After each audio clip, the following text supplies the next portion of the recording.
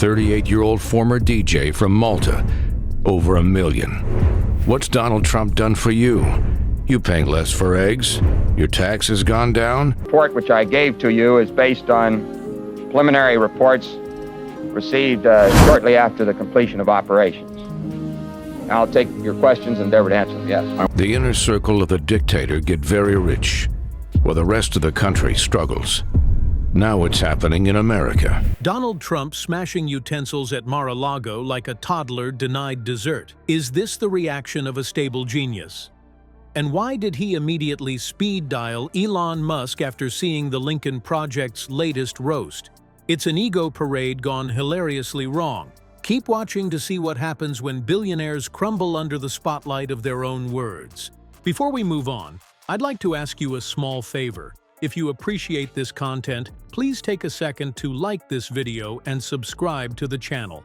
Over 98% of you watch the videos without subscribing. It costs you nothing, but it makes a huge difference to us. So, did you click the subscribe button? Great. Thank you so much. Now, back to the video. Most political ads try too hard. Dramatic music, booming narrators, and flashy edits that scream, "Look at us, we're serious." But the Lincoln Project didn't do any of that. This ad? It was refreshingly simple. No explosions, no fancy effects, no screaming about rigged elections. It let Trump and Musk do the job themselves. A highlight reel of their uncensored moments, raw and unforgiving, played back without any spin.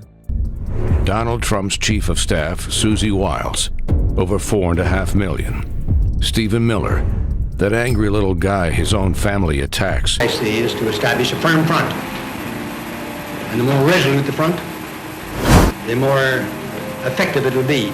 I want to emphasize that the damage report. The inner circle of the dictator get very rich, while the rest of the country struggles. Now it's happening in America. Trump's usual word salads and Musk's awkward attempts at being relatable took center stage, stripped of the usual filters and glossy presentation. It wasn't a roast. They didn't need one. It was just a compilation of straight-up cell phones. Imagine handing someone a microphone, letting them perform, and watching in real time as every word digs the hole deeper. That's what this ad did. It wasn't theatrical. It wasn't even particularly long.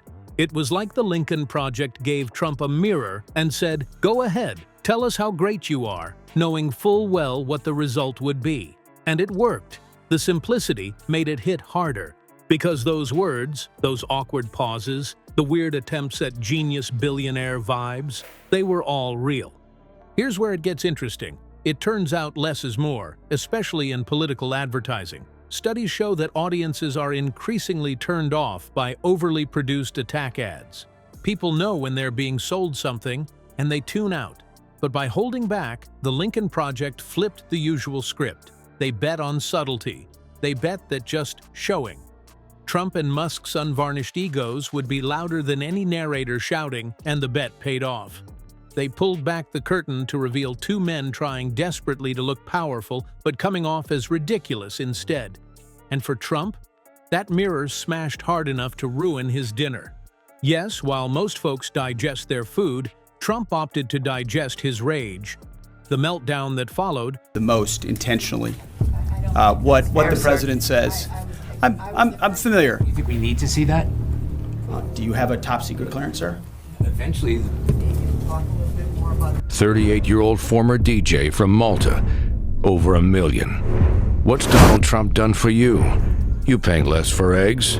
Your taxes gone down? This is the kind of thing the press does, right? Whether it's the Washington Post or Fox News or CNN or MSNBC, you start a news cycle that starts to call into question the ethics. No, that's why. Complete with broken utensils and a frantic call to Musk, proved the ad's point without needing any follow-up. And speaking of Musk, his response? Buckle up, because Lincoln Park memes are just the beginning. What happens when billionaires with paper-thin skin get roasted by their own words? Chaos, obviously. Let's start at Mar-a-Lago, where Trump set a new personal record for dinner drama after seeing the Lincoln Project's ad. Picture this. A dining room full of wealthy guests trying to enjoy their expensive steak, while the former president slams his utensils like a toddler denied dessert. According to reports, Trump stormed around the room, shouting at his phone and complaining about disloyal Republicans. Guests sat awkwardly, probably eyeing their exit routes as he ranted about false news and his stolen spotlight. Staff apparently gave up trying to calm him. It was like watching a one-man reality show spiral out of control. The best comparison here? Imagine a kid losing their mind after someone takes away their favorite toy. Only this kid is supposed to be a stable genius leading the GOP. But it wasn't just about the ad. It was about what it represented. Trump built his brand on being untouchable, always in control of the narrative. For someone who prides himself on being the ultimate media manipulator, this video must have felt like kryptonite. It happens in countries like Russia, Iran, and China. The report which I gave to you is based on preliminary reports received shortly after the completion of operations. I'll take your questions and endeavor to answer them, yes. Hundreds of thousands.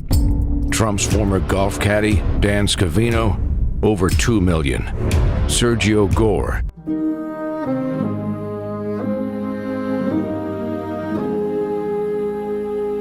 Only solution that The Lincoln Project didn't twist his words.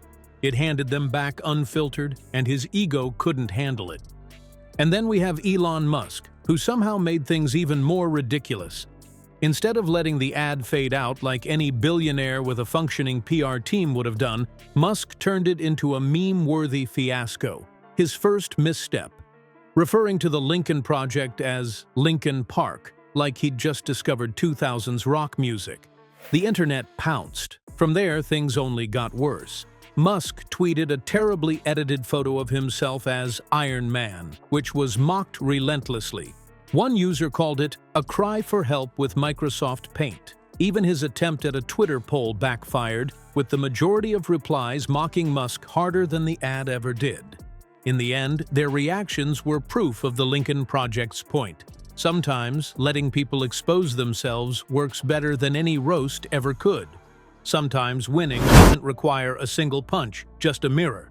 The Lincoln Project proved that by simply letting Trump and Musk unravel themselves. No dramatics, no exaggerations, just their own words flipped back at them. And the reactions? Far better than anything scripted. Trump's Mar-a-Lago tantrum and Musk's Twitter flops became the real punchline, landing harder than the ad itself. But here's the thing. It's not just billionaires.